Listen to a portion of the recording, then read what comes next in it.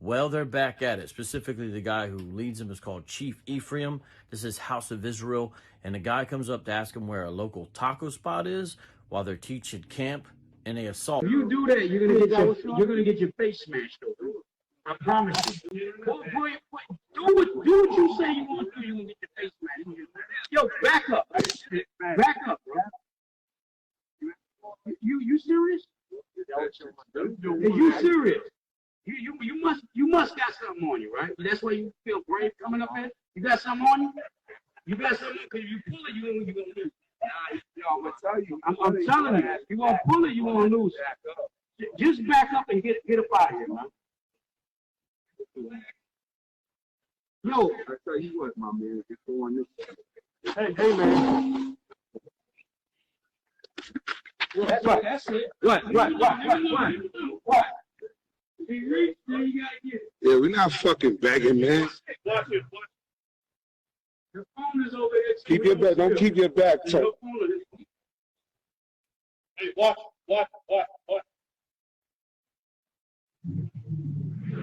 Fuck, we got to beg for, man. I'll leave us alone. Shalom. All right, Shalom. I want to start by giving all the praises, glory, and honor to Yahweh, Ba'ashem, Yahushai, Ba'ashem, Arachak Wadash. Double honor to the elder apostles and bishops of the great millstone who rule well. Peace, blessings, and salutations unto the hopeful elect tabernacle of David. It's got the other four corners of the earth. Now, what you just saw was, irresponsible behavior, from a guy who is supposed to be an elder, and he calls himself chief, but he did not show, chief behavior,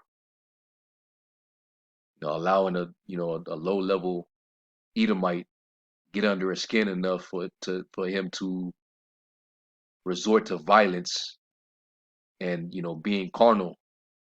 And now that he didn't allowed his actions to cause this friction that could have been diffused, is now resulted in shame, because now with this being done, it just caused for our enemies, for the adversary to speak reproachfully, and now the ministry is being blamed, because they like to lump us all together. They paint us with a broad brush, and that was even how our Lord in his time was being treated, because you had certain dudes out there who was walking in their own spirit and their own energy, and they had that whole revolution violent approach, and Yahweh Shai was the complete opposite. But because that was prevalent throughout that particular world, when they saw Yahweh Shai had a lot of followers, and even certain ones who actually that used to be in that spirit, that were zealots, and they converted and they ran with Yahweh Shai. Yahweh Shai in his circle was also being accused of being in that spirit. That's why Yahweh Shai had to teach his disciples and groom them, that they should be as he is. And one thing Peter said about Yahweh Shai, let's get it real quick. Let's go to 1 Peter 2, and I believe it's around the 22nd verse.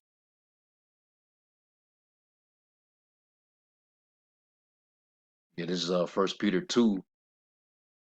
We're starting at 21. It says, "For even hereunto were you called, because of Mashiach, Yahweh Shai also suffered for us, leaving us an example that you should follow his steps."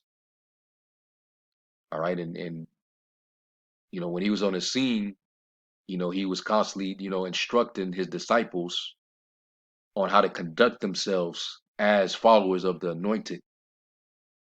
You're not what you were in the world. You're a new creature You know, you follow my footsteps, you follow my example, right? Who did no sin, neither was guile found in his mouth. Who, when he was reviled not again. So, you know, it was times when he got insulted, but he didn't retaliate. Yahweh Shai, you know, he was a very uh harmless, I should say he was harmless and he was peaceful.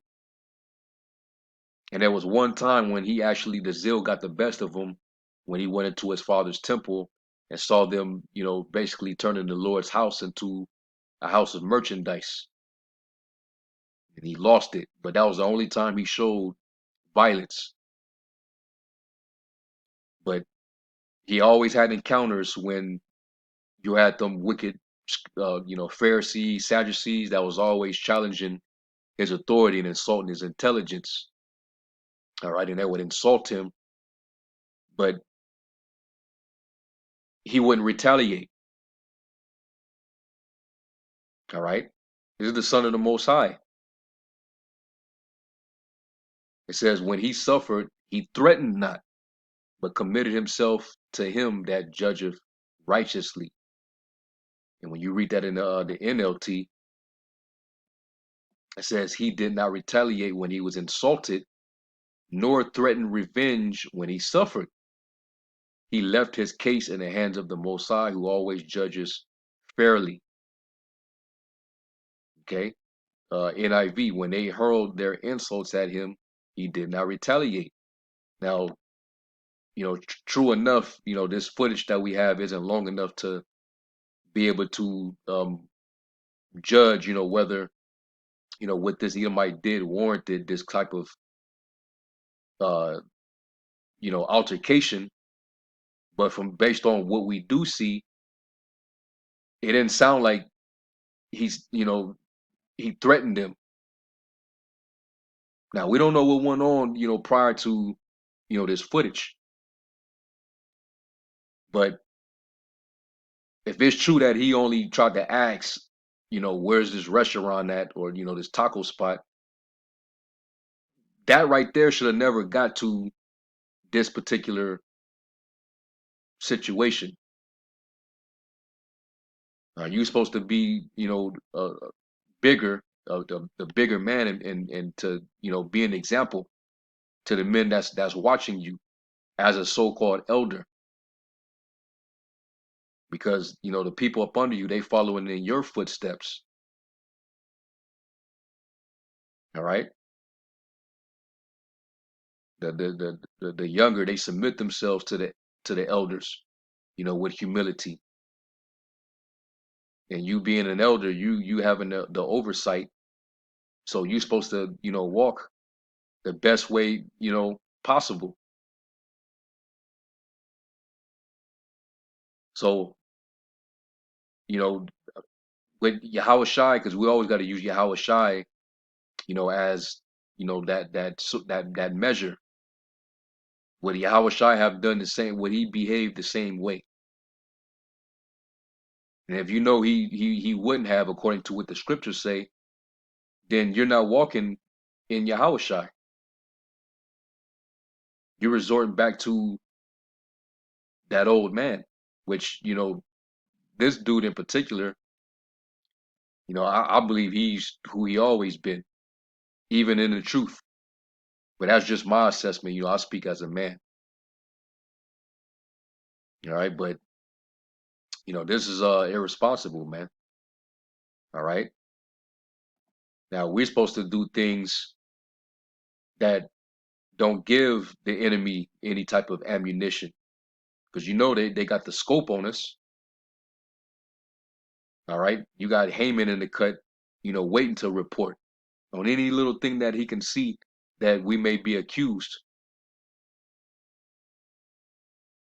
So why even give them, you know, that ammo?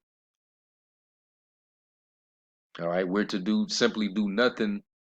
All right. Do nothing without an offense, that the ministry be not blamed.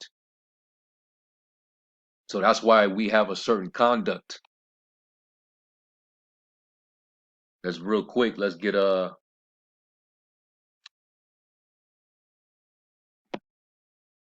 Let's get Titus. This is Titus 3, and I'm gonna start at 1. It says, and this is dealing with godly living. It says, put them in mind to be subject to principalities and powers, to obey magistrates, to be ready to every good work, to speak evil of no man, to be no brawlers, but gentle, showing all meekness unto all men. All right, because other people will notice that your conduct in the Lord, you're just all you're known is for teaching. All right, and you being charitable, with your people. All right, you're not being confrontational when you out there. People can simply come up and ask you questions. Like if that dude came up and asked us, hey, where's the nearest Starbucks? We redirected him. Or just go a couple blocks down, or whoop de whoop, and that would have been that, and we get back to teaching. But how does it escalate to assault?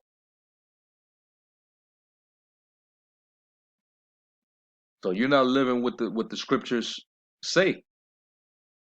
It says to speak evil of no man, to be no brawlers, but gentle, showing all meekness unto all men. All right. So we're not to be out there looking for confrontation. We're not to be acting like we're a bunch of tough guys. Okay? Because that's not what this ministry is about. All right. So let's go from there to First Peter 2 and the 12th verse.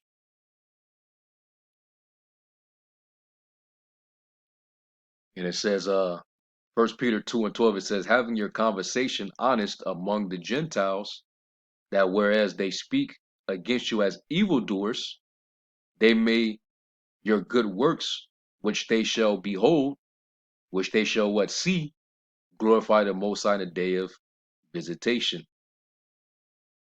So the scriptures say to have your conversation honest, all right, among these heathens, man. All right, well, let's read that in the let's read it in the CSB.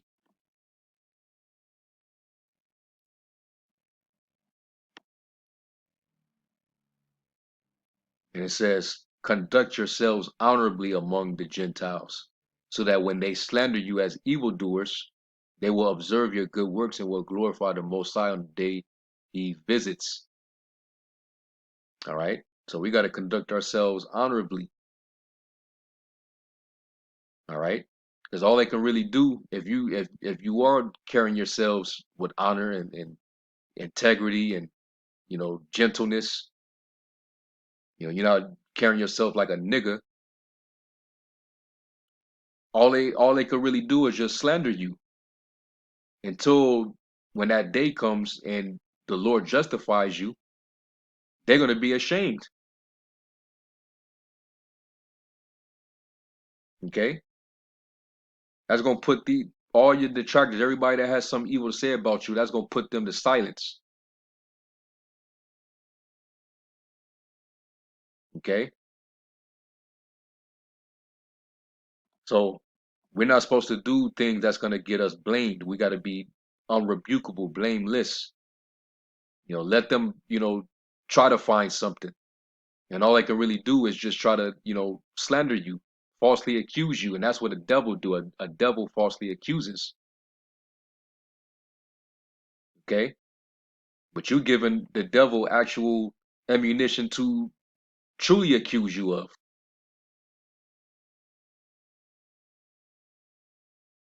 So a couple more scriptures. Let's get First Timothy 3. And it says, this is a true saying. If a man desire the office of a bishop, an elder, an overseer, he desires a good work. A bishop then must be blameless, the husband of one wife, vigilant, sober, of good behavior, given to hospitality, apt to teach, not given to wine, no striker. You know what you putting your hands on people for, man? Just because they, they may have insulted you or got smart with you. That don't give you the reason to put your hands on somebody. And who cares if that's an Edomite, heathen or not? It's still a display of conduct because people are watching. All right. It says, not greedy of filthy lucre, but patient. All right. And y'all wasn't patient. Sometimes you suffer these demons and you just ignore them and keep it moving. Eventually, the Lord will remove them. All you got to do is just keep, teaching. Resist the devil and he shall flee. But now I gotta show myself. I can't contain myself. You know, the nigga in me just won't allow me to just, you know, be chill. Chill the hell out. That's Jake for you, man. Jake is very you know, Jake don't know how to rule their spirit. Now it says, not a brawler, not covetous. All right. So it says not to be a striker and not a brawler. Somebody that, is contentious. All right. Want to fight, quick to fight. See what this word is in the Greek. Amakos. And it says not to be withstood, invincible. Dudes be acting like that, like they are invincible out there, man. Not contentious, abstaining from fighting. You know, you don't want to be, in that you don't want to be contentious. Now, it's one thing to defend yourself if you're being attacked, but if they don't really pose a threat like that, then there's no reason. Okay, them zealots, they was all about fighting. You know, it was stirring up strife in Israel. See what that word striker. The word striker is a plate taste, and it says bruiser ready for a blow, a pugnacious, contentious, quarrelsome person. You know, and that's what these guys are showing, man. And that energy wouldn't have been allowed amongst Yahushai's circle. But you even had zealots that converted and followed Yahushai. They wouldn't have been around Yahushai if they still was in that spirit. Yeah, pugnacious, eager or quick to argue, quarrel, or fight. Combative, aggressive. No need to be that way unless you're really being threatened. Other than that, we're to be wise as serpents and harmless as doves. All right. And this is so that you don't be blamed. This is, things that go by so that people can't speak evil of you unless they're slandering you. All right. And you have to, you teach by being that example. Teach by example.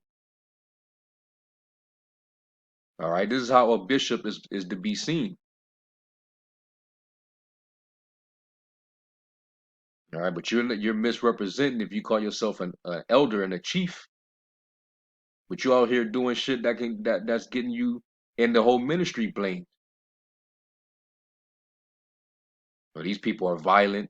They're impulsive. Come on, man. And let me get a couple scriptures in Proverbs. Because what do the scriptures say about being so quick, to wrath? Let's go to Proverbs 14 real quick.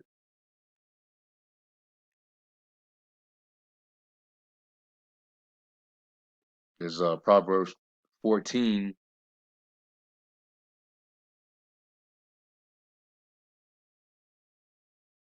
and 17. It says, "He that is soon angry dealeth foolishly."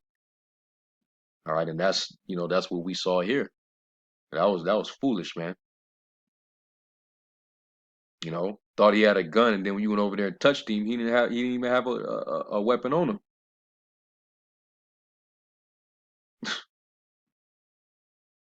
He that is soon angry dealeth foolishly, and a man of wicked devices is hated. We're gonna jump down to verse 29. It says, "He that is slow to wrath is of great understanding. He that is hasty of spirit exalteth folly." You know, just couldn't be patient. You just showed everybody that you have no temperance. You don't have self control, and that's one of the main things you're supposed to have to strive in His truth. That's how you get the masteries, man. Striving lawfully.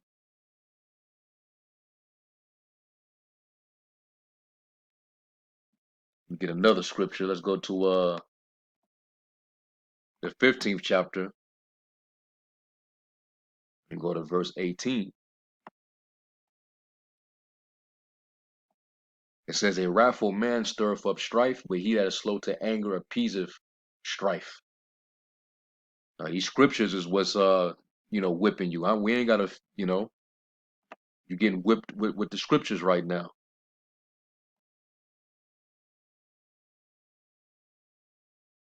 When you get threatened, that's one thing. All right, they get up in your personal space.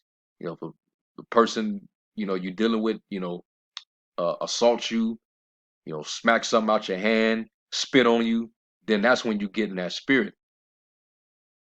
Then you're free to, defend yourself. But if they ain't put their hands on you, what are you doing? The elder made that point in this video. What are you doing?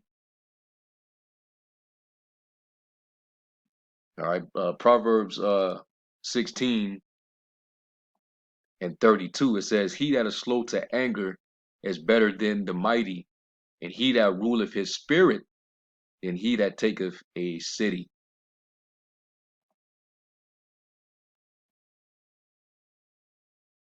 This is NLT. It says, "Better to be patient than powerful, better to have self-control than to conquer a city."